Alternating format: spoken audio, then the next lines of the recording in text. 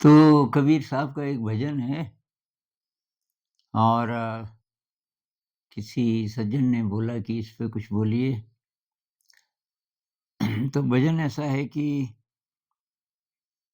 भला हुआ मोरी मटकी फूटी, मैं पनिया भरन से छूटी, मेरी सर से टली भला। पहली कड़ी ये है, बहुत फेमस कड़ी यही है। और आगे एक और कड़ी है कि भला हुआ मेरी माला टूटी, मैं राम भजन से छूटी रे, मेरी सर से टली भला। तो क्या कहना चाहते होंगे?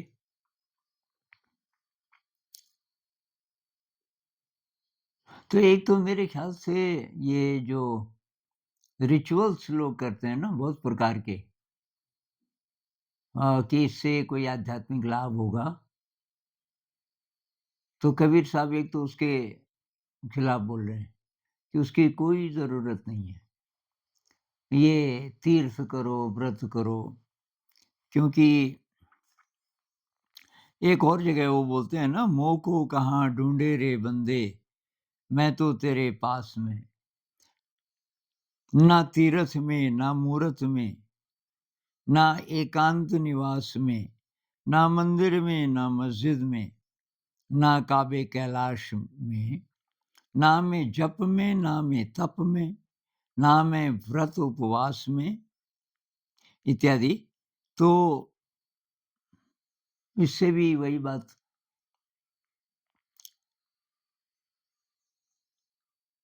कि भई वो अ, अनुभूति की बात है और वो अंदर की अनुभूति है, उसका इन चीज़ों से कुछ लेना-देना नहीं है।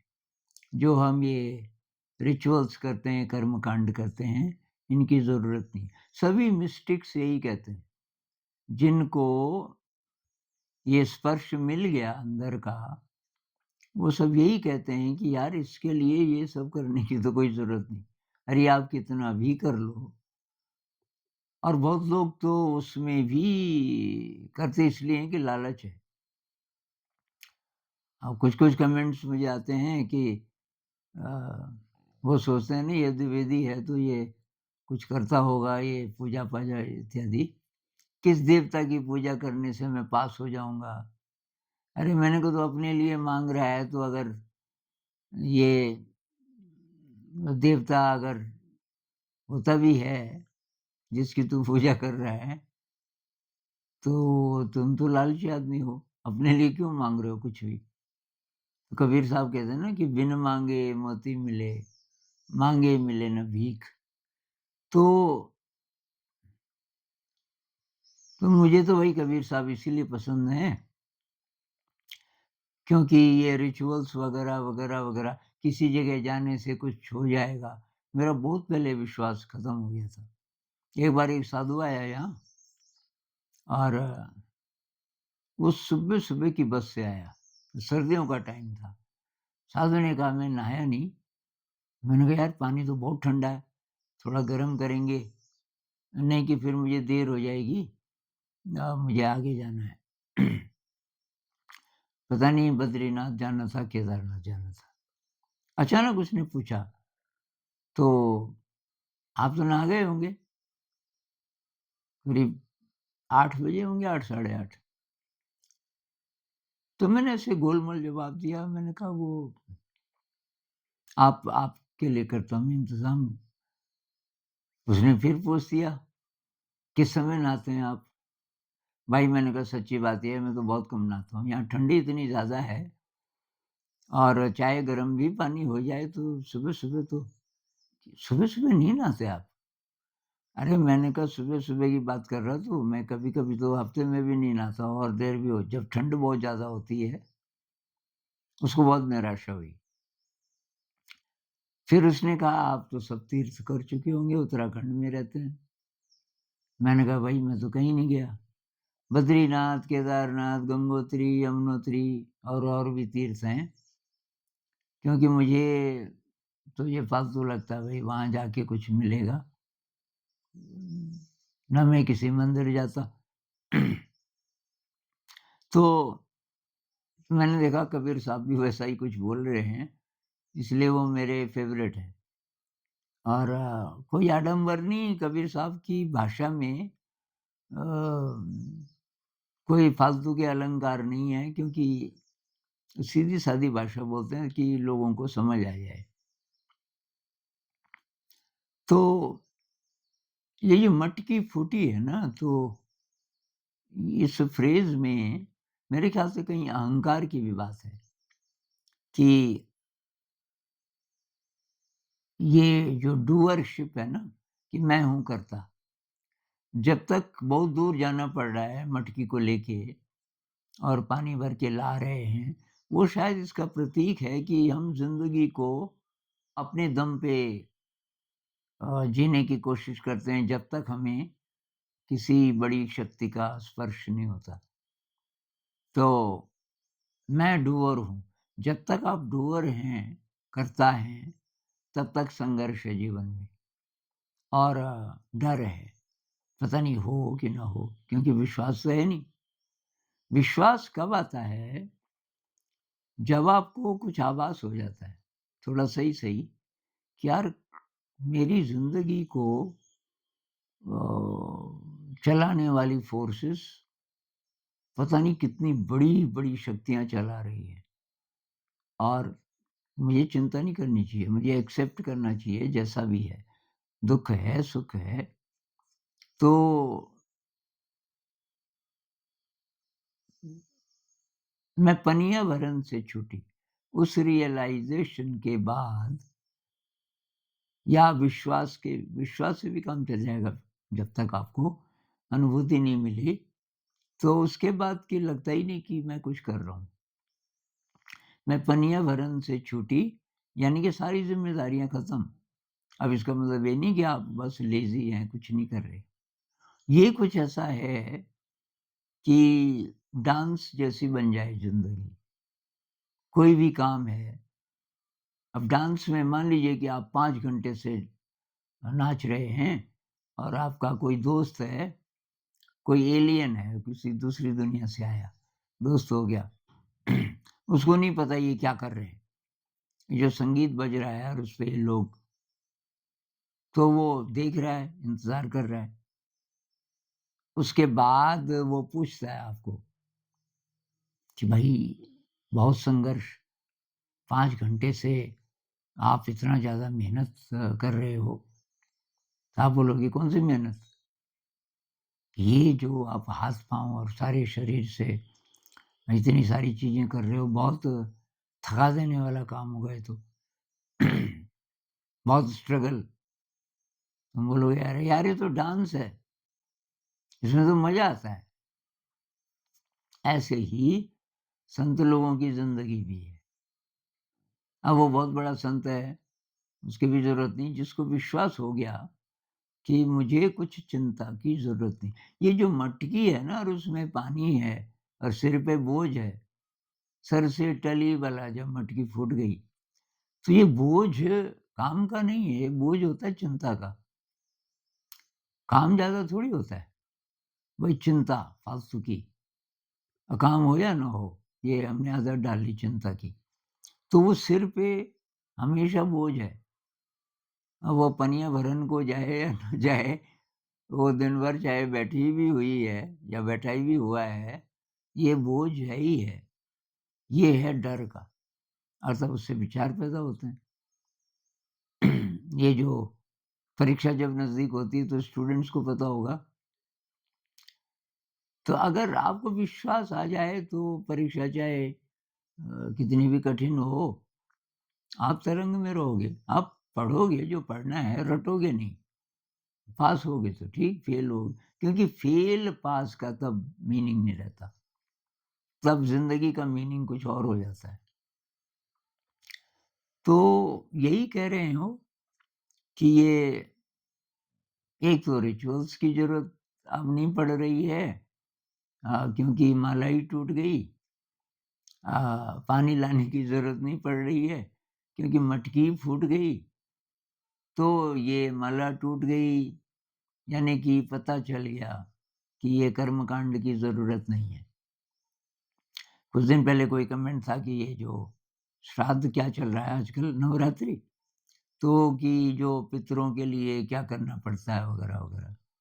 आप क्या करते हो? मैंने कहा, मैं तो भई कुछ नहीं करता। भई जो आत्माएँ हैं वो किस जगत में हैं, प्रार्थना कर सकते हो, प्रार्थना कर सकते हो। हालाँकि नानक जी तो कहते हैं कि भई वो तो सब जानता है, जिसकी भी आप प्रार्थना कर रहे हो, आप बोलते हो अंतर्यामी है, परमात्मा के लिए ना, परमात्मा को अल्लाह कहो ये कहते हैं ना वो तो सब जानते हैं। तो सब जानते हैं तो उनको पता है क्या करना है तुम्हारे लिए। तो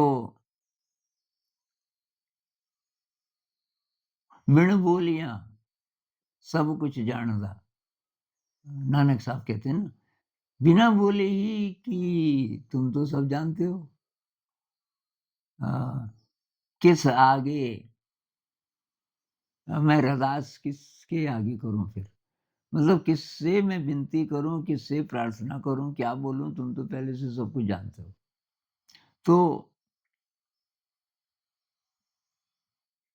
अब ये एक तो है ना कि हमने मीनिंग समझ लिया। कबीर साहब बोल रहे हैं अहंकार जब तक है, मैं का भाव जब तक है, तब तक ज़िंदगी में दुःख है, तब तक तुम पानी लाते-लाते थकते ही रहोगे और पानी की तो पूरे दिन ज़रूरत है, दूर स्रोत हो पानी का, ये सिंबल है मतलब प्रतीक है। मतलब ज़िंदगी आपको बहुत कठिन लगेगी, बहुत, चाहे नहीं भी है कठिन। वो बात ये है ना कि सोच-सोच के जो विचार चलते हैं मन में वो थका देते हैं, व्याकुल कर देते हैं, डरा देते हैं। और माला जप-जप के तो भला हुआ मेरी माला टूटी। तो ये रिचुअल भी अहंकार से जुड़ा है। वो कैसे? कि भई मैं का भाव जब खत्म हो जाएगा तो आप तो हर समय हरिमय हो गए ना फिर। भई आपके रोम-रोम में फिर तो परमात्मा का निवास है, परमात्मा ही सब कुछ करवा रहा है, आप कुछ नहीं कर रहे। ये जो फीलिंग आती है ना कि मैं कुछ नहीं कर रहा, चाहे दूसरा कोई बोले कि बाप रे! आपने इतना काम कर दिया, कैसे किया होगा? और आप कहते हैं काम कहाँ? कि ये काम आप ही ने किया ना, और ये भी। तो आप बोलो यार मैंने तो एन्जॉय किया। भई तुम पार्टी में डांस क्यों करते हो? एन्जॉयमेंट के लिए ना। ऐसे ही ज़िंदगी का हर काम क्यों नहीं हो सकता कि हम एन्जॉय कर रहे हैं। हमको मालूम है सब ठीक-ठाक होगा, तो फिर चिंता नहीं है। चिंता नहीं है तो आपके अंदर बाउंडलेस एनर्जी है। एनर्जी तो चिंता में खत्म होती, काम में थोड़ी। एक संत थे गुरजेफ, वो अपने साथियों को बोलते थे, मैं तुमसे 10 गुना ज़्यादा चल सकता हूँ। एक दिन पैदल चलना पड़ा और काफ़ी सारे किलोमीटर मतलब 15-20 किलोमीटर चले होंगे, सब थक गए। गुरजेब पे कोई फ़र्क नहीं पड़ा। गुरजेब ने कहा मैं तुमसे 10 गुना ज़्यादा चल सकता हूँ और थकूँगा नहीं। तो क्यों नहीं थकते थे? क्योंकि अंदर मन एकदम शांत है, एकदम प्रफुल्लित है। तो तब तो बहुत एनर्जी होती है ना। अब क्या करें? कैसे करके हम इस अनुभूति को लें, विश्वास को बढ़ाएँ? यही बातचीत हम करते रहते हैं कि भई ध्यान करो, निस्वार्थ सेवा करो। किसी ने कमेंट में पूछा परसों, कितना टाइम गुरुजी किए? मैंने शुरू कर दिया, ध्यान भी, थोड़ा बहुत सेवा का काम भी, क्रिएटिविटी भी कोशिश करता हूँ। कितने टाइम में रिज़ल्ट्स आएँगे? सारी अप्रोच ही गलत हो गई भई, काहे के रिज़ल्ट्स? क्या पढ़ाई में थोड़ा अच्छे हो जाएँगे, पास हो जाएँगे, इसके लिए कर रहे हो ये सब? तो नहीं कर रहे हो आप। ना आप मेडिटेशन कर रहे हो, ना आप सेवा कर रहे हो। क्योंकि उसके साथ बंध गए आप तो। आप नया संस्कार पैदा कर रहे हो उससे और गड़बड़ पैदा कर रहे हो। भई वो तो जब कहते हैं ना मैं नहीं, आपने सेवा की और ये भी बोल रहे हो कि मैंने किया, तो सेवा नहीं है।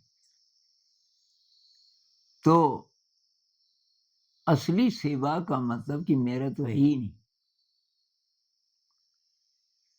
अब उसको ज़रूरत थी, आपको करुणा आई, आपके पास वो चीज़ थी, आपकी नहीं थी। ये है ना ईशावास्यमिदं सर्वं यत्किंच जगत्यां जगत। इस पृथ्वी में जो भी है इस जगत में, सब ईश्वरमय है। तेन त्यक्तेन भुञ्जीता। उसका उपभोग तो करना है जब तक शरीर है, इसको चाहिए, लेकिन त्याग की भाव से, मेरा नहीं है, इस भावना से। तो ये सारी बातें कुल मिलाकर के ये हैं कि भई जो मैं का भाव है, वो है बाधा, और वो तब तक रहेगा जब तक हमें विश्वास नहीं आता अपने अंदर की शक्ति पे। विश्वास आ जाएगा, वैसे आप जीने लग जाओगे, तो आपको अनुभूति आने लगेगी। और ये अ, ध्यान में झलक मिलने लग जाएगी कि कोई बड़ी शक्ति है भई मेरे अंदर है। और फिर एक्सपीरियंस है, बड़े-बड़े ज़िंदगी के काम जब आसानी से होने लगेंगे। पहले आप बहुत चिंता करते थे, बहुत ज़्यादा कैसे होगा, कैसे होगा? अब आपको लगता है यार ये जैसे अपने आप ही हो रहा है।